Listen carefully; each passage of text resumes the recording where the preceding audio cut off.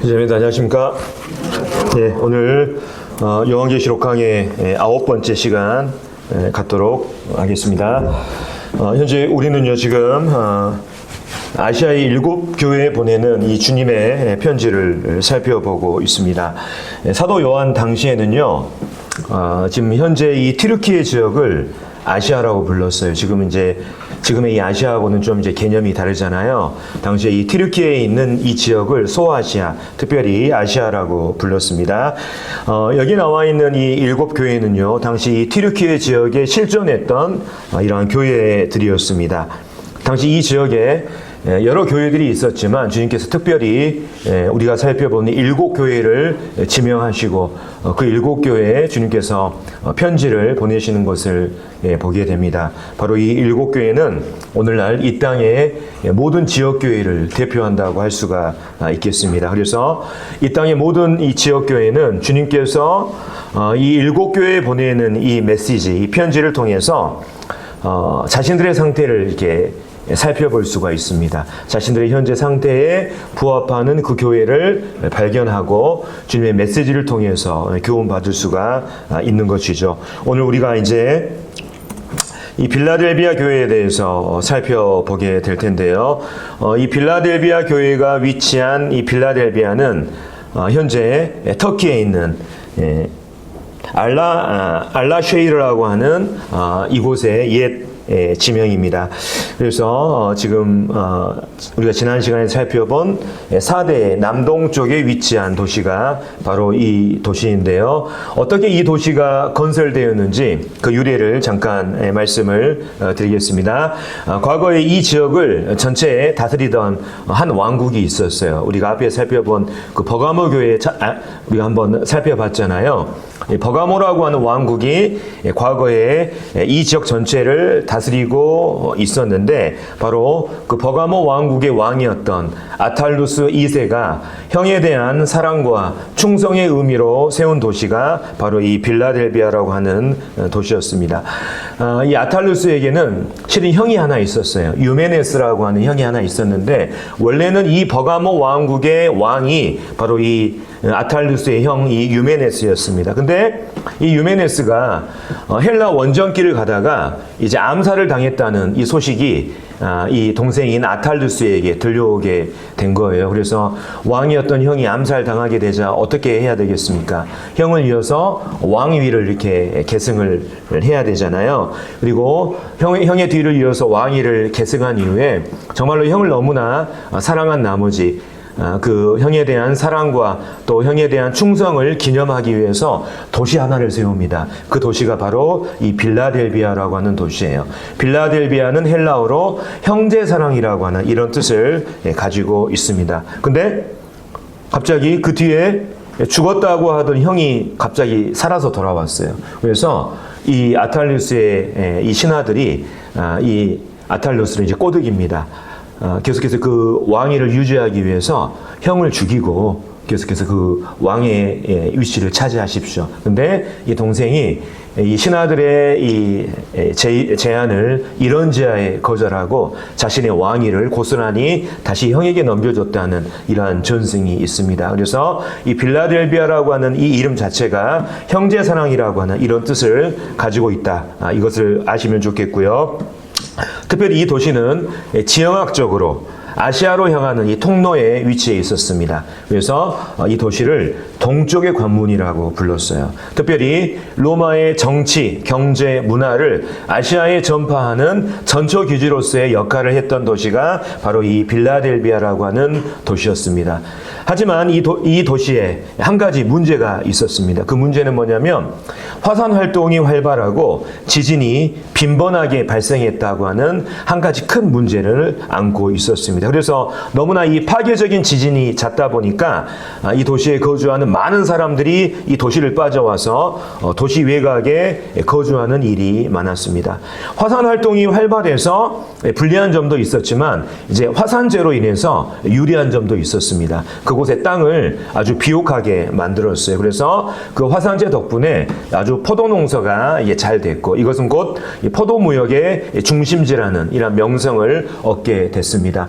이 포도 무역이 하도 발달하다 보니까 바로 포도주의 신, 술의 신인 디오니시스가 바로 이 지역의 수호신이 됐고, 그 다음에 술 문화가 이 지역에 성행했다는 이러한 역사적인 기록도 있습니다. 뿐만 아니라 이 빌라델비아라고 하는 도시에는 대규모 유대인 공동체가 있었어요. AD 70년에 예루살렘이 멸망하지 않습니까? 그래서 이 살 곳을 찾아서 많은 유대인들이 바로 이 빌라델비아라고 하는 이곳으로 와서 많이 거주하게 되는데, 바로 이곳에 대규모 유대인 공동체가 있었죠. 그래서 우리가 이 기독교 역사를 잘 아는 것처럼 당시에 이 그리스도인들에게 이 유대인 공동체는 상당한 위협이 됐었습니다. 그래서 이러한 배경하에 바로 주님께서 이 빌라델비아 교회에 어떤 메시지를 이렇게 주시는지 이 부분을 한번 살펴보도록 하겠습니다. 다 같이 말씀을 읽고 여기에 관련된 교훈을 나누도록 하겠습니다.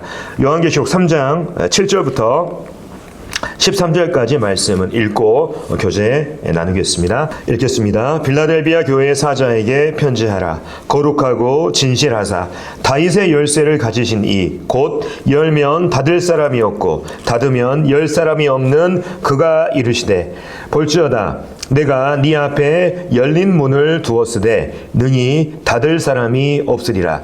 내가 네 행위를 아노니 네가 작은 능력을 가지고서도 내 말을 지키며 내 이름을 배반하지 아니하였도다.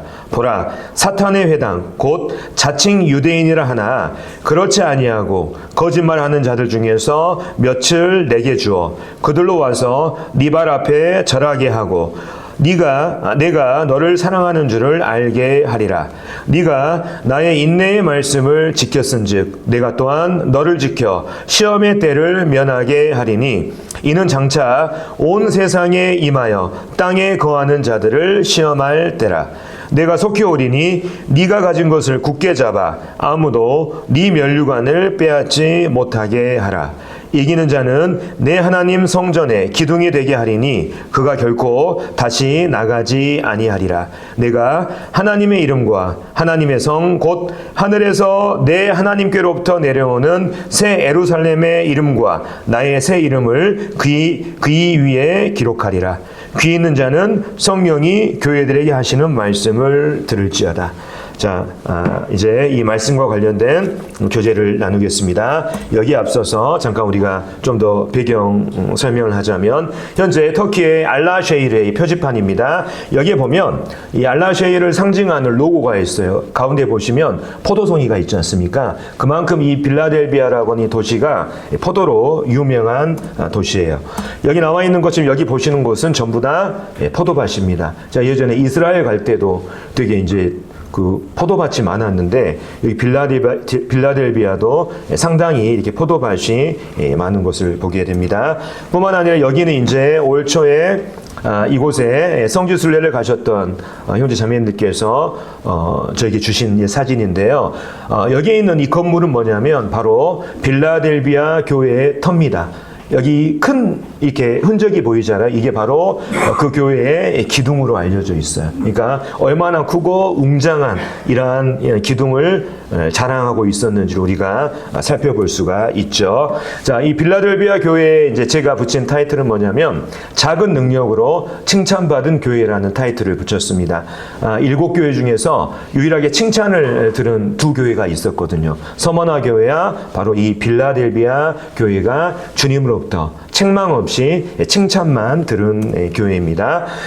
주님께서 먼저 이 교회에 자기를 소개하실 때 어떻게 소개를 하시냐면, 거룩하고 진실하사 다윗의 열쇠를 가지시니 곧 열면 닫을 사람이 없고 닫으면 열 사람이 없는 그라는 이러한 표현으로 자기를 소개하고 있는 것을 보게 됩니다. 우리가 지금까지 이제 여러 교회를 통해서 살펴봤던 것처럼 주님께서 각 지역교회 자신을 소개하는 그 모습은 현재 그 교회의 상황과 밀접한 관련이 있어요. 예를 들면 서머나 교회는요, 매일 죽음의 위기 가운데 고난받는 교회였습니다. 죽음의 위기 가운데 고난받는 교회. 그래서 주님은 자신을 어떻게 소개하시냐면 죽었다가 살아난이라고 소개하면서 그들에게 부활의 영광과 소망을 일깨우는 것을 보게 됩니다. 뿐만 아니라 버가모와 또 두아디라 이 교회 같은 경우는 어떻습니까? 그 교회의 상황이 바로 발람의 교훈과 니골라당의 교훈 또 이세벨의 가르침으로 말미암아 그 교회가 세상과 타협하는 이러한 가운데 있었습니다. 이러한 이유로 주님께서는 자신을 소개할 때 좌우에 날선 검을 가지신 분, 또 불꽃 같은 눈, 또 주석 같은 발로 심판을 집행하시는 어미한 분으로 자신을 소개하고 있는 것을 보게 됩니다. 뿐만 아니라 4대 교회는 주님 보시기에 죽은 교회였죠. 그래서 주님은 자신을 7영을 소유한 분으로 소개하고 있습니다. 다시 말하면 성령의 능력을 통해서 교회의 생명력을 불어넣으시는 이러한 분으로 자신을 소개하고 있죠. 그러니까 주님께서 자신을 소개하는 그 내용은 그 교회의 현재 상황과 굉장히 밀접한 관련이 있고 실은 자신의 소개가 그 교회에 주는 메시지의 핵심 메시지라고 볼 수가 있겠습니다. 자, 오늘 우리가 살펴보는 이 빌라델비아 교회에 주님께서 자기를 어떤 분으로 소개하시냐면 거룩하고 진실하사 다윗의 열쇠를 가지시니 곧 열면 닫을 사람이 없고 닫으면 열 사람이 없는 그라고 소개를 하고 있습니다. 여기 이제 다윗의 열쇠라고 하는 말이 나오지 않습니까? 이 말은 실은 이사야서 22장에서 이렇게 따온 말입니다. 다시 말하면 이 다윗의 열쇠는 무엇을 의미하냐면 왕의 재산과 보화를 주관하는 이 권세를 의미합니다. 여기에 관련된 이사야서 22장의 이 다윗의 열쇠와 관련된 배경을 제가 잠깐 소개를 해드리면 이스라엘의 히스기야라고 하는 이런 유명한 왕이 있잖아요. 당시 이 왕이 다스리던 시절에 셈나라고 하는 왕실의 국고 관리인이 있었습니다. 근데 이 셈나라고 하는 사람이 굉장히 이제 거짓된 사람이었어요.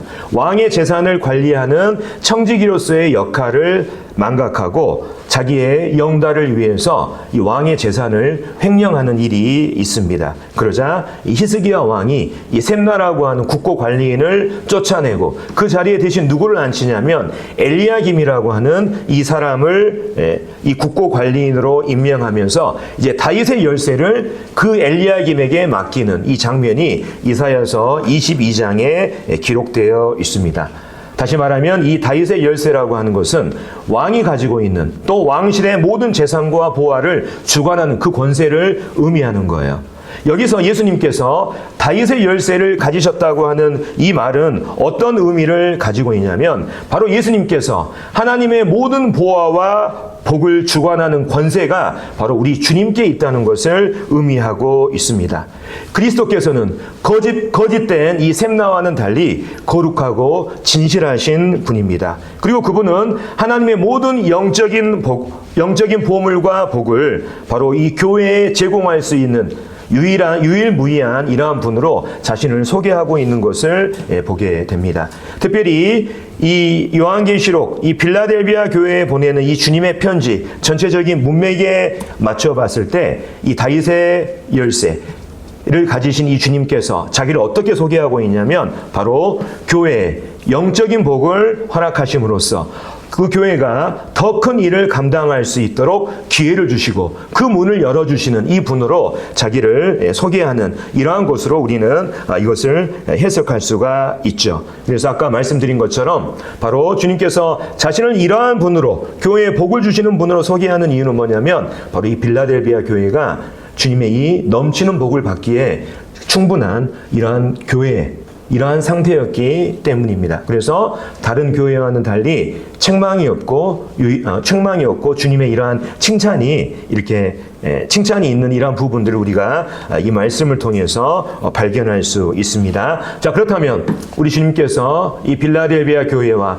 또 그 신자들을 어떻게 평가하시는지 좀 더 구체적으로 살펴보겠습니다. 주님께서 먼저 내가 네 행위를 안다고 말씀하셨습니다. 모든 교회에 주님께서 이렇게 말씀하시잖아요.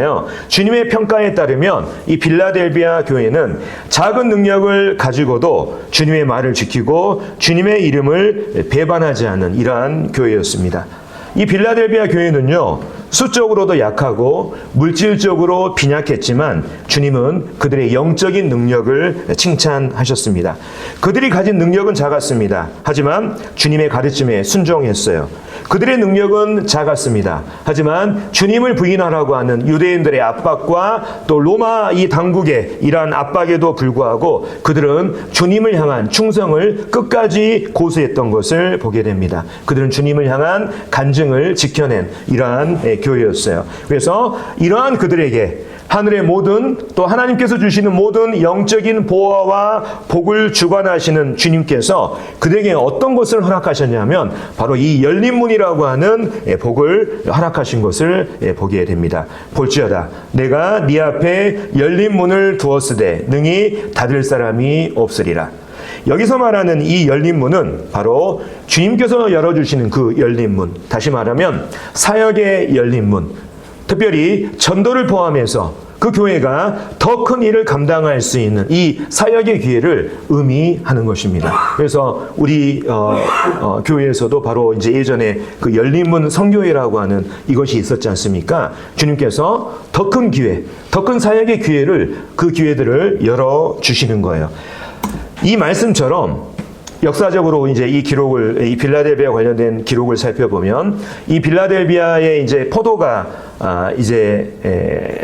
그 풍성한 지역이라고 말씀을 드렸지 않습니까? 당시 이 빌라델비아 이 작은 교회가 그 소아시아 지역에 있는 300여 개의 지역 교회에 주의 만찬에 사용할 수 있는 포도를 무료로 제공했다고 하는 이러한 기록이 있습니다. 작은 교회였지만 엄청난 일을 감당을 했죠. 뿐만 아니라 아까 말씀드린 것처럼 빌라델비아라고 하는 이 도시가 아시아를 통하는 이러한 동쪽의 관문으로서 로마의 정치, 문화, 경제를 아시아에 전달하는 전초기지의 역할을 했다고 말씀드렸잖아요. 마찬가지로 바로 주님께서 그들에게 이 열린 문, 많은 이 사역의 기회를 허락하심으로 말미암아 그 복음을 아시아의 여러 지역으로 전하는 전초기지로서의 역할을 담당했다고 하는 이러한 기록이 있는 것을 보게 됩니다. 이것은 바로 이 다윗의 열쇠를 가지신 주님께서 이 빌라델비아 교회에 허락하신 영적인 복이요 또 주님께서 주시는 보화였던 것을 보게 됩니다. 그리고 이제 주님께서는 이 빌라델비아의 이 좋은 빌라델비아 교회의 이 간증으로 말미암아 그들에게 크게 두 가지 보상을 허락하셨는데 이 다음 말씀을 보겠습니다. 보라, 사탄의 회당 곧 자칭 유대인이라 하나 그렇지 아니하고 거짓말하는 자들 중에서 몇을 내게 주어 그들로 와서 네 발 앞에 절하게 하고 내가 너를 사랑하는 줄을 알게 하리라. 앞서 제가 이제 빌라델비아 이 도시의 배경에 대해서 설명한 것처럼 AD 70년에 예루살렘이 멸망하고 많은 유대인들이 대거 이곳으로 몰려와서 대규모 유대인 공동체를 형성했습니다. 당시에 이제 유대인들이 이 예수님을 믿는 그리스도인들을 그토록 배척한 이유 중에 하나는 뭐냐면 바로 이 예수라고 하는 이단을 믿는 이 유대인 그리스도인들로 인해서 하나님께서 이스라엘에 진노하시고 그 진노의 결과로 말미암아 예루살렘이 멸망했다고 하는 그런 믿음을 그들이 가지고 있었어요. 그렇기 때문에 유대인들은 그리스도인들 중에서 유대인들이 있으면 그들을 유대인의 회당에서 추방하고 쫓아내는 한편 바로 황제 숭배를 거부하는 그들을 로마 당국에 이렇게 고발했던 것을 보게 됩니다. 그러니까 당시 그리스도인들이 바로 이 유대인들로 말미암아 굉장한 어려움을 겪었던 것이죠. 그래서 이 유대교의 신봉자들, 유대교의 특징이 뭐냐면 이제 예수님을 인정하지 않잖아요. 당시 이 유대교의 신봉자들은 외적으로는 하나님을 믿는 유대인이었습니다. 하지만 그들은 그리스도와 복음을 거부함으로써 그들이 사실상 사탄과 동맹을 맺는 자들이고 하나님의 대적들이었다고 하는 것을 그들이 보여주고 있죠. 그래서 주님께서는 이 빌라델비아 교회의 간증에 대한 이 보상으로 바로 그들에게 적대적인 감정을 품고 있는 이 유대인들 중에 이 몇 명이 빌라델비아 교회가 전하는 이 복음의 사역에 힘입어서 그들이 빌라델비아 이 성도들 앞에서 그들의 변화되고 낮아진 마음을 공적으로 간증하는 이러한 일이 있게 될 것을 주님께서 말씀하셨습니다. 그들의 대적자들이 바로 빌라델비아 교회가 전하는 복음을 통해서 회심하는 이러한 은혜를 주님께서 그들에게 베푸셨습니다. 그래서 이 일로 말미암아 바로 주님께서 이 빌라델비아 교회를 사랑하시고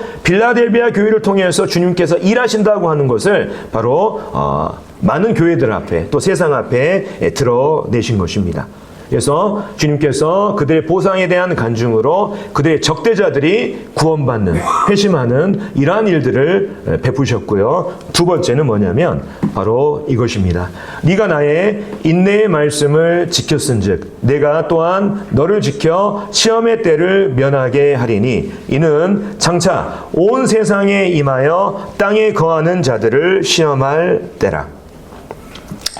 주님이 주시는 그들의 간증에 대한 두 번째 보상은 뭐냐면 장차 온 땅에 임해서 땅에 있는 자들을 시험하는 그 시험의 때로부터 그들을 지키겠다고 약속하셨습니다. 여기서 말하는 이 시험의 때라고 하는 것은 뭐냐면 그리스도인들이 당하는 일반적인 시험을 말하는 것이 아니에요. 이것은 바로 여기 이제 장차 온 땅에 임하게 된다고 이렇게 말씀하고 있지 않습니까? 온 땅에 거하는 사람들이 겪게 될 이 보편적인 이 시험의 때를 말하는 것입니다. 다시 말하면 우리가 이제 그 요한계시록 강해 전에 이제 이런 부분들을 말씀드렸는데 바로 이 시험의 때라고 하는 것은 뭐냐면 바로 창세 이후로 아직까지 단 한 번도 경험해 보지 못한 그 환난의 때를 말하는 것입니다. 또 여기에 대해서 말하자면 바로 다니엘의 70일의 중에 마지막 한 일에 해당하는 그 특별한 시기를 말하는 거예요. 뿐만 아니라 요한계시록 6장부터 일곱인과 나팔과 대접의 심판이 시작되는데 이 심판이 임하는 그 특별한 시기를 바로 이 시험의 때, 장차 온 세상에 임해서 땅에 거하는 자들을 시험할 때라고 성경은 말하고 있습니다. 그래서 하나님께서는 이 시험의 시기를 통해서 무엇을 하시냐? 바로 이 땅에 있는 모든 불신자들의 사악한 마음과 하나님을 대적하는 그 마음을 하나님께서 이 시기를 통해서 그들을 시험하시고 그 마음 가운데 있는 그 거짓된 것을 드러내실 것입니다. 주님께서는 빌라델비아 교회를 바로 이 시험의 때로부터 면하게 해주시겠다고 약속하셨어요. 특별히 여기에 사용된 면하게 한다고에 해당되는 이제 헬라어가 에크 또 테레오라고 하는 이러한 헬라어가 기록됐는데 이것은 시험을 겪는 중에서의 어떤 보호를 의미하는 것이 아니라 자, 시험을 겪고 있다가 거기에서 보호되는 것이 아니라 이 시험의 때로부터 완전한 보호를 말하는 것입니다. 아예 이 시험을 겪지 않은 것. 그러니까 이것을 영어로 우리가 보면요. 키프롬이라고 하는 단어가 쓰였습니다. 키프롬. 이 키프롬이라고 하는 영어 단어는 어떤 뜻을 가지고 있냐면 거기에 들어가지 않는다고 하는 뜻을 가지고 있어요. 그렇다면 빌라델비아 교회는 그 시험을 겪다가 지켜지는 것입니까? 아니면 그 시험의 때로부터 아예 보호가 돼서 거기에 들어가지 않는 것입니까? 주님께서 말씀하시는 시험의 때로부터 면하게 해주겠다. 이 말씀은 거기에 아예 들어가지 않겠다고 하는 이 말씀인 거예요. 다시 말하면 이 땅에 환난이 펼쳐지기 전에 주님 앞에 휴거되는 그 환난 전 휴거의 소망과 복이 바로 이 빌라델비아 교회에 대한 이 메시지에 담겨져 있는 것이죠. 근데 많은 사람들이 이렇게 생각합니다. 아니, 빌라델비아 교회 성도들이 다 죽었는데 어떻게 이 말씀이 이루어지지? 근데 성경에서는 장차 성도들의 휴거와 관련돼서 뭐라고 얘기하냐면 주께서 호령과 천사장의 소리와 하나님의 나팔 소리로 친히 하늘로부터 강림하시리니 장차 주님께서 공중에 강림하시는 이 일이 있게 될 것입니다. 그로 말미암아 이 땅에 있는 모든 교회들이 공중으로 끌어올려짐을 당하게 될 것이에요. 근데 그 전에 먼저 일어날 일이 있습니다. 그것은 뭡니까? 여기 노란 글씨로 나온 것처럼 그리스도 안에서 죽은 자들이 먼저 일어나게 된다고 말하고 있습니다. 그리고 그 후에 우리 살아남은 자들도 그들과 함께 구름 속으로 끌어올려서 공중에서 주를 영접하게 된다고 하는 이 말씀을 하고 있는 것을 보게 돼요.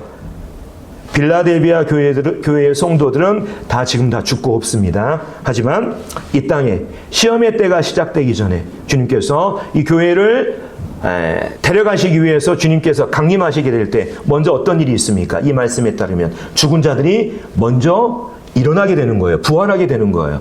뿐만 아니라 살아있는 자들이 그 다음에 공중으로 끌어올려져서 주님을 만나게 되죠.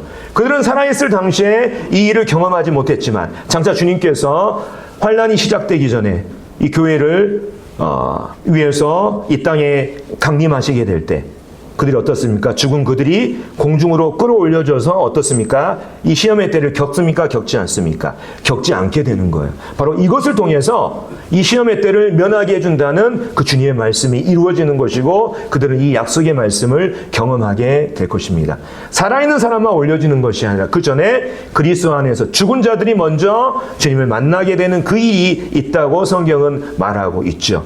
빌라델비아 교회의 성도들, 이 말씀 그 당시에는 이것들을 그들이 경험하지 못했지만 장차 주님께서 성도들을 데리러 오실 때 빌라델비아 교회에 하셨던 그 말씀은 반드시 이루어질 것입니다. 그래서 환난전 휴거에 대한 이런 강력한 이런 약속의 말씀이 바로 이 빌라델비아 교회를 향한 편지에 기록되어 있는 것을 보게 됩니다. 주님께서는 이제 그들의 이 간증을 칭찬하시고 그들에게 보상을 약속하시면서 그들에게 한 가지 이제 주의할 것을 말씀하고 있습니다. 너희들이 정말 지금 잘하고 있지만 실은 너희들이 좀 더 주의할 필요가 있다. 어떤 부분을 주의해야 되냐? 내가 속히 오리니 네가 가진 것을 굳게 잡아 아무도 네 면류관을 빼앗지 못하게 하라는 이 주님의 주의의 이 당부의 말씀이 있는 것을 보게 됩니다. 우리가 이제 그 요한계시록 강의 첫 번째 시간에 두 번째 시간에 말씀드린 것처럼 요한계시록에서 속히라고 하는 말의 의미는 뭡니까? 즉각적인 의미도 있지만 언제라도 지체 없이라는 이런 뜻을 가지고 있다고 말씀드렸죠. 요한계시록에서 내가 속히 오겠다. 이 말씀은 또 어떤 일이 속히 이루어진다. 이 말씀은 무슨 의미를 가지고 있냐면 그것이 즉각적으로 이루어진다. 이러한 의미가 아니라 그것이 언제라도 지체 없이 순식간에 일어난다고 하는 이런 뜻을 가지고 있어요. 주님께서는 너희가 정말 지금 잘하고 있지만 내가 언제라도 즉각적으로 올 수 있기 때문에 항상 내가 너희에게 임할 그 때를 기다리면서 너희가 정말 깨어서 정말 주의하는 이러한 삶을 살 것을 그들에게 당부하셨죠. 특별히 네가 가진 것을 굳게 잡아서 아무도 네 면류관을 빼앗지 못하게 하라고 말씀하셨습니다. 여기서 말하는 네가 가진 것은 뭘까요? 바로 빌라델비아 교회의 장점. 작은 능력을 가지고도 주님께 충성한 이것을 그들이 변함없이 끝까지 지킬 것을 말씀하셨어요. 반면 이것으로부터 그들이 멀어지고 그들의 마음이 변질되게 될 때 그들은 그들의 면류관을 빼앗기게 될 가능성을 주님께서 지금 말씀하고 있는 것입니다. 이 부분이 이따 제가 뒤에 있는 교훈에 관련된 이런 부분을 통해서 다시 한번 다루도록. 그리고 이제 주님께서는 이기는 자들에게 이제 주는 이러한 약속, 공통된 이러한 약속들이잖아요. 자, 빌라델비아 교회에는 이제 어떤 약속을 하셨냐? 이기는 자는 내 하나님 성전에 기둥이 되게 하리니 그가 결코 다시 나가지 아니하리라. 이거는 빌라델비아 교회의 그 도시적인 배경과 관련 있는 말씀이에요. 자, 내가 하나님의 이름과 하나님의 성, 곧 하늘에서 내 하나님께로부터 내려오는 새 예루살렘의 이름과 나의 새 이름을 그이 위에 기록하리라. 주님은 이기는 자들에게 성전의 기둥이 되게 하겠다는 이 약속을 주셨습니다. 아까 제가 그 빌라델비아 교회의 터를 이렇게 보여드리면서 그 기둥 엄청 큰 거 이렇게 보셨잖아요. 바로 이 기둥이라고 하는 것은 어떤 뜻을 가지고 있냐면 안정성, 그다음에 영속성이라고 하는 이런 의미를 가지고 있어요. 그래서 진짜 저 사람은 우리 교회의 기둥이야. 이 사람, 이런 의미는 굉장히 이제 좋은 의미잖아요. 저 사람은 정말 심지가 곧은 사람이고 믿을 수 있는 사람이야. 정말 신앙이 안정적인 사람이야. 이런 표현들을 우리가 또 쓰는 것을 우리가 보게 되는데 바로 이 기둥이라고 하는 것은 안전성, 영속성의 개념을 가지고 있습니다. 아까 제가 이 빌라델비아 교회 이 도시의 배경을 말씀드렸습니다.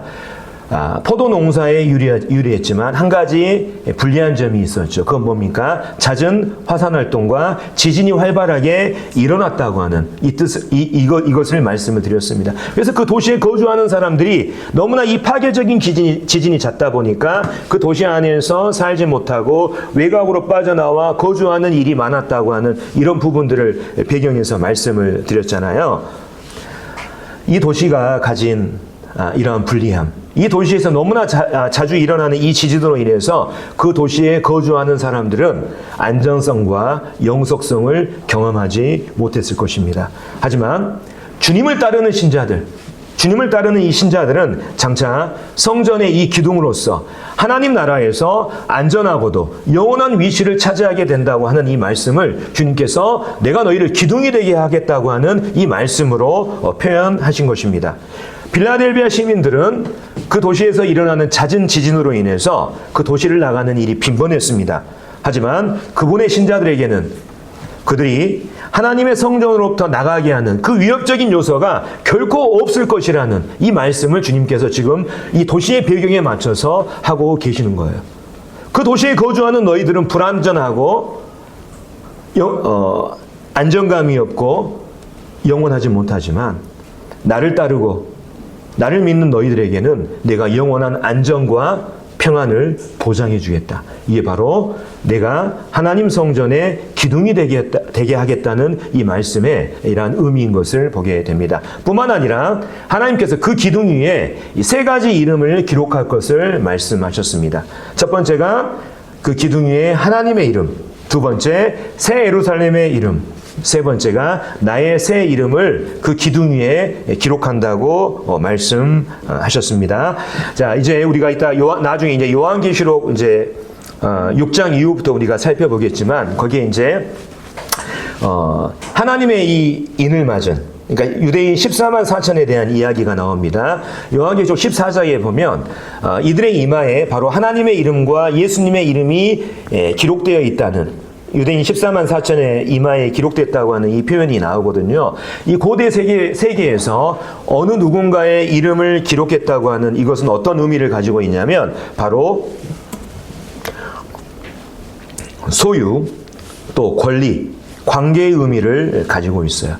다시 말하면 이름이 새겨졌다고 하는 그 말은 의미는 뭐냐면 그 이름에 소유가 된다고 하는 의미고, 그 이름으로 말미암은 권리를 획득하게 된다는 의미고, 그 이름과 특별한 관계에 있다는 것을 의미하는 것이었습니다. 그러니까 어느 누군가의 이름이 새겨진다고 하는 것은 특별한 권리를 의미했어요. 그래서 장차 그 기둥에 그 신자들에게 하나님의 이름과 새 예루살렘의 이름과 나의 새 이름을 거기 위에 기록하겠다고 하는 이 말은 어떤 의미를 가지고 있냐면, 신자에게 하나님의 이름이 기록됐다고 하는 것은 뭐냐면 그가 하나님의 소유이고 하나님의 특별한 보호를 받는다는 것을 의미합니다. 새 예루살렘의 이름이 기록됐다는 것은 그 사람에게 장차 새 예루살렘에 거주할 특별한 권리가 있다는 것을 의미해요.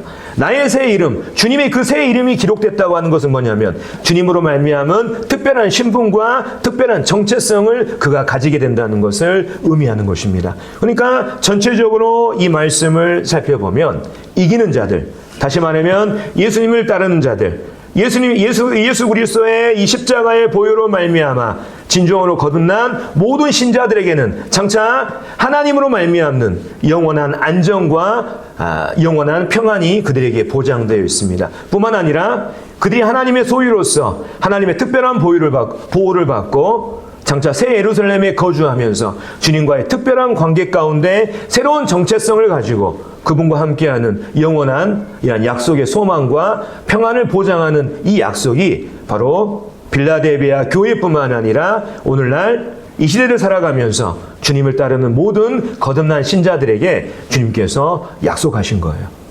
빌라델비아 그 도시는 불안했지만 내가 너희에게는 영원한 안전, 평안을 너에게 보장해 주겠다. 이게 바로 주님께서 그들에게 주시는 약속의 말씀인 것을 보게 됩니다. 그래서 마지막으로 바로 이 빌라델비아 교회에 주신 이 메시지에 이 땅의 모든 교회들이 듣고 반응할 것을 주님께서 촉구하시는 것을 보게 됩니다. 자, 이제 이 빌라델비아 교회에 주시는 이 편지를 통해서 과연 이제 우리는 어떠한 교훈들을 받고 적용할 수 있는지 이 부분을 살펴보도록 하겠습니다. 먼저 우리는 이 빌라델비아 교회를 통해서 하나님의 일하시는 방법을 우리는 발견할 수가 있어요. 빌라델비아 교회는 당시 그 아시아의 7교회 중에서 가장 역사가 짧고 가장 규모가 작은 교회로 알려져 있습니다. 이 교회는요, 에베소 교회처럼 사도 바울이나 또 사도 요한과 같은 훌륭한 사역자들이 없었습니다. 뿐만 아니라 우리가 앞으로 살펴보겠지만 라오디게아 교회처럼 부유하지도 않았어요. 뿐만 아니라 사대 교회와 같은 유명한 그것도 없었습니다. 하지만 이 빌라델비아 교회는 주님께 쓰임받고 주님께 칭찬받는 이러한 교회였습니다. 이것은 뭐냐면 빌라델비아 교회, 우리가 교회를 평가하는 그 척도와는 다른 하나님이 보시는 또 주님께서 보시는 그 귀한 것이 바로 이 빌라델비아 교회에 있었다는 것을 보여줍니다. 그것은 뭡니까? 바로 그들이 작은 능력을 가지고 있었지만 주님께 충성한 거예요. 네가 작은 능력을 가지고서도 내 말을 지키며 내 이름을 배반하지 아니하였도다. 이것이 바로 빌라델비아 교회의 모습이고, 이것을 통해서 우리는 주님이 일하시는 방법을 우리가 알게 됩니다. 우리는요, 큰 교회, 큰 능력을 가진 사람들이 뭔가 주님 안에서 위대한 일을 이룰 것이라는 이러한 생각을 버려야 되는 거예요. 주님이 일하시는 방법은 다릅니다. 교회 안에서 유명한 말이 있습니다. 이 되게 유명한 말인데, 교회 안에서 가난한 자들을 돕는 자들은 큰 부자들이 아니라 그들보다 덜 가난한 자들이다. 교회 안에서 부자들이 가난한 자들 많이 도울 것 같죠? 근데 실은 교회들이 이렇게 통계를 내보고 분석을 해보니까 교회 안에서 가난한 자들을 돕는 자들은 큰 부자들이 아니라 오히려 그들보다 덜 가난한 자들, 이런 사람들이 훨씬 더 이러한 구제에 헌신한다고 한 이러한 통계가 있는 것을 보게 됩니다. 주님은요, 위대한 사람들의 큰 능력을 사용하는 것이 아니라 오히려 작은 능력을 가진 사람들의 이러한 정성 어린 헌신을 태산처럼 사용하셔서 주님의 일을 이루시는 분이 바로 주님이시고, 주님은 이렇게 일하시는 분입니다. 올해 이제 11월 5일이 이제 좀 있으면 옵니다. 한 2달 남았죠? 11월 5일이 어떤 날인지 아세요? 우리 가족들은 알겠죠. 제 생일입니다. 근데 제 생일이면서 실은 이제 되게 이제 중요한 일이 있어요. 미국에 대통령을 뽑는 선거가 바로 11월 5일에 있습니다. 그래서 미국 대통령을 뽑는데 현재 민주당의 이 해리스 후보와 공화당의 이 트럼프 후보가 이렇게 맞대결을 하고 있죠. 그래서 많은 사람들이 과연 장차 이 미국을 이끌어갈 대통령이 누가 될 것인가 이렇게 관심을 가지고 있습니다. 어제였나요? 그저께였나요? 대선 후보 토론회가 열렸죠? 그렇죠? 근데 이 토론 직후에 어떤 일이 있었냐면, 테일러 스위프트라고 하는 유명한 가수예요. 이 사람이 바로 해리스를 내가 공개적으로 지지하겠다, 이렇게 선언했습니다. 여기서 이제 이 테일러 스위프트라고 하는 이 사람 이제 아시는 분들은 또 아시겠지만 잠깐 소개를 해 드리자면, 이 사람은 세계적인 팝스타입니다. 그래서 팔로워가 2억 8천만 명 이상이 된다고 해요. 그래서 굉장히 세계적으로 영향력이 있는 사람이고, 그 다음에 이 사람이 너무나 사람들에게 많은 영향력을 미치기 때문에 스위프트 신드롬이라고 하는 이런 말이 생길 정도로 사람들에게 강력한 영향력을 미치는 이러한 사람입니다. 그래서 많은 정치 전문가들이 이런 얘기를 해요. 우스갯소리로. 이 여자의 영향력이 너무나 크다 보니까 미 대선 그 토론보다, 엊그제 그 열렸던 토론보다 바로 스위프트가 해리스를 공개적으로 지지한 이것이 미국 대선에 더 큰 영향을 미칠 것이다, 이렇게 말하는 사람도 있습니다. 그만큼 이 여자의 영향력이 대단한 거죠. 근데 우리는 이런 생각을 해볼 수가 있어요. 하나님께서 정말 이런 그 영향력이 있고 힘이 있는 사람들을 사용하셔서 이런 사람들을 회심시켜가지고 하나님의 일을 한다고 한다면, 예를 들면 이런 스위프트 같은 사람이요, 이런 사람들을 하나님께서 이렇게 사용하신다면 하나님의 일을 이루는 데 있어서 정말 큰 도움이 될 거라고 이렇게 생각할 수 있지 않습니까? 하지만 하나님이 일하시는 방식은 이런 방식이 아닙니다. 하나님은 오히려 보잘것없는 사람들을 부르시고 그들의 작은 능력을 사용하셔서 그분의 뜻을 이루시고 그분의 일을 이루시는 분이에요. 우리는 많은 힘을 가진 사람들, 많은 능력이 있는 사람들이 뭔가 교회 안에서 주님 안에서 큰 일을 할 수 있을 거라는 우리는 생각을 합니다. 하지만 하나님은 그렇게 일하시는 분이 아니에요. 예를 들면 고린도전서에 이런 말씀이 있습니다. 형제들아 너희를 부르심을 보라. 육체를 따라 지혜로운 자가 많지 아니하며 능한 자가 많지 아니하며 문벌 좋은 자가 많지 아니하도다.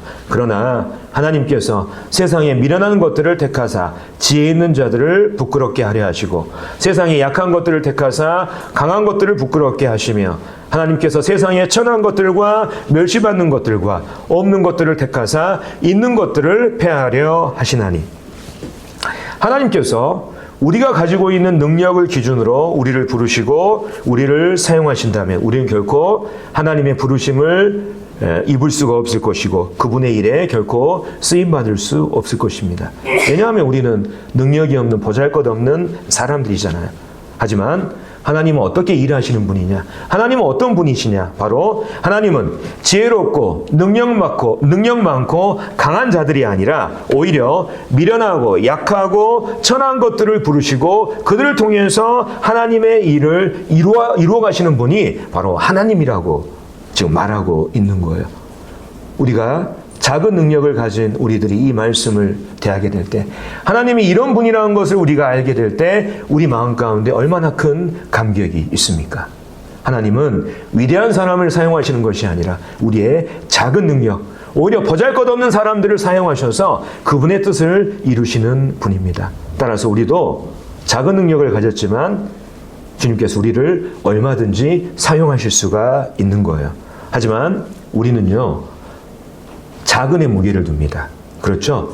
작은의 무게를 두고 때로는 그것 때문에 우리는 주저하거나 또 이것을 명분 삼아서 우리의 이 게으름을 정당화시키는 경우가 종종 있습니다. 그래서 우리가 보통 하는 말들이 이런 말들이죠.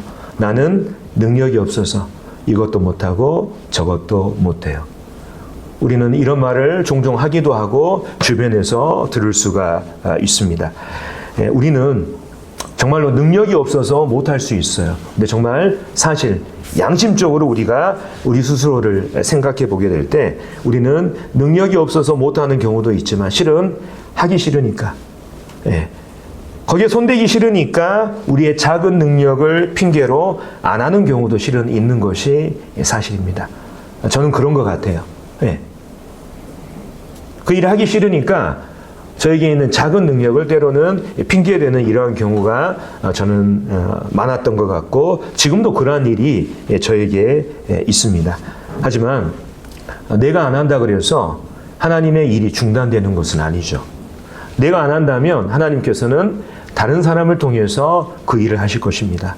내가 못하겠다고 한다면 하나님은 순종하는 다른 사람을 통해서 그 일을 이루실 것입니다. 대신 그 사람은 이 땅에서 주님께서 그분의 신자들에게 주고자 하시는 하늘의 그 영적인 보호와 복을 누리지 못하는 이러한 일들을 경험하게 될 것입니다. 또 장차 주님으로부터 받게 될 상급을 잃어버리게 될 것입니다. 그래서 이것은 우리의 각자의 이러한 결단과 선택이죠. 특별히 이제 빌라델비아 교회를 향해서 주님께서 이 말씀하셨습니다.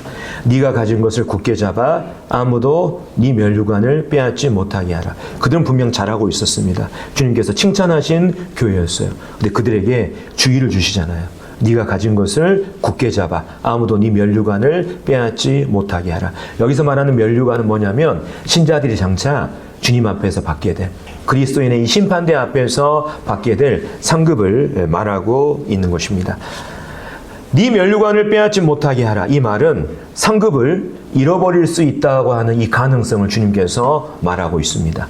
구원은 결코 잃어버릴 수 없습니다. 하지만 상급은 잃어버릴 수가 있는 거예요. 근데 우리가 이 상급의 문제에 대해서 우리가 단순하게 생각해서는 안 됩니다. 신자들이 장차 주님 앞에 서서 받을 상급이 없다고 하는 것은 그건 그리 단순한 문제가 아니에요. 그것은 어떤 의미를 가지고 있냐면 그 사람이 이 땅에서 아무런 쓸모없는 인생을 살았다는 것을 의미하기 때문입니다. 우리가 주님 앞에 장차 서서 받을 상급이 없다고 하는 것은 바로 하나님이 아무것도 기대하실 수 없는, 아무 쓸모없는 슬픈 인생을 살았다는 것을 의미하기 때문에 그래요. 상급의 많고 적음을 떠나서 우리가 정말 주님 앞에 그 상급이 없다고 하는 것은 이 땅에서 우리가 슬픈 인생을 살았다고 하는 것을 우리가 그 하늘나라에서 보여주는 것입니다. 하나님은 우리가 가진 능력보다 뭘 더 보시냐면 충성됨을 보십니다. 우리가 가진 작은 능력이 아니라 그 작은 능력을 통해서 주님께 어떠한 충성된 마음을 가지고 있냐, 어떠한 그 마음의 중심의 동기를 가지고 있냐, 이것을 주님께서 훨씬 더 크게 보신다고 하는 것을 빌라델비아 교회를 통해서 배우게 됩니다. 그래서 작은 능력에도 그 충성된 빌라델비아 교회 주님께서 어떻습니까? 하늘의 모든 영적인 보화와 복을 주관하시는 그 주님께서 그들에게 열린 문을 주셔서 그들을 축복하셨잖아요. 오늘날 이 땅을 사는 이 신자들, 작은 능력을 가졌지만 주님께 충성된 이러한 신자들을 향해서 주님은 분명 열린 문을 열어주시고 더욱더 그가 주님을 위해서 큰 일을 할 수 있도록 그 사역의 기회를, 그 직역을 넓혀 주실 것입니다. 주님이 원하시는 것은 능력의 크고 적음이 아니라 충성되고 그 혼신된 마음을 주님께서 크게 보시는 것입니다. 주님께서 사용하시면 크게 사용할 수 있는 것이죠.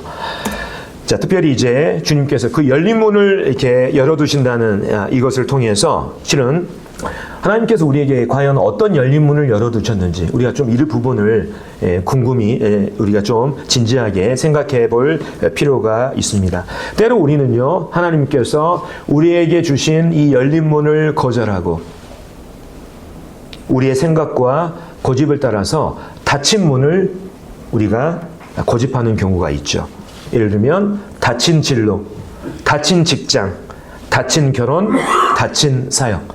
하나님께서 열어놓으시지 않는 그 길을 향해서 우리는 계속해서 고집을 부리고 거기에 또 우리가 또 매달리는 이러한 것들이 때로는 우리 삶 가운데 있을 수 있습니다. 그러면서 그 닫힌 문 안에서 때로는 낙심과 또 실망을 경험하기도 하고 또 때로는 하나님을 원망하기도 하고 또 우리 인생의 많은 시간들을 허비하는 경우가 종종 있는 것을 보게 됩니다. 그래서 우리가 닫힌 문을 두드리고 또 그것을 고집하기보다는 하나님이 오늘 나에게 또 뿐만 아니라 하나님께서 이 지역교회 안에서 나에게 주신 그 열린 문의 기회를 통해서 그 길을 걷는 것이 우리에게 필요하죠.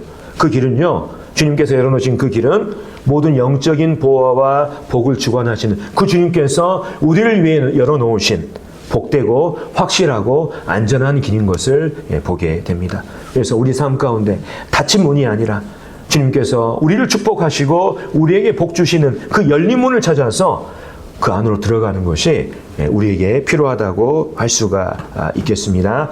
자, 그래서 오늘 이 빌라델비아 교회를 향한 이 주님의 편지를 통해서 실은 그거 같아요. 그 메시지가 하나님은 우리의 능력의 크기가 아니라 우리의 충성됨을 보신다고 하는 이런 부분들. 그래서 이러한 부분들을 우리가 진지하게 또 생각해 보시면서 우리가 좀 더 주님 앞에서 충성되고 또 진실한 이러한 성도들로 남은 이 땅에서의 삶들 살아가는 가운데 또 주님께서 우리에게 계속 각자에게 또 이 교회에게 열린 문은 이 복을 허락해 주셨으면 좋겠다 하는 이런 생각을 해보게 됩니다. 이제 내일부터 이제 추석 연휴잖아요. 그래서 가족과 함께 풍성한 이렇게 추석 보내시고 오고 가는 이러한 교통편에 주님이 주시는 평안이 있기를 원합니다. 이상으로 마치겠습니다.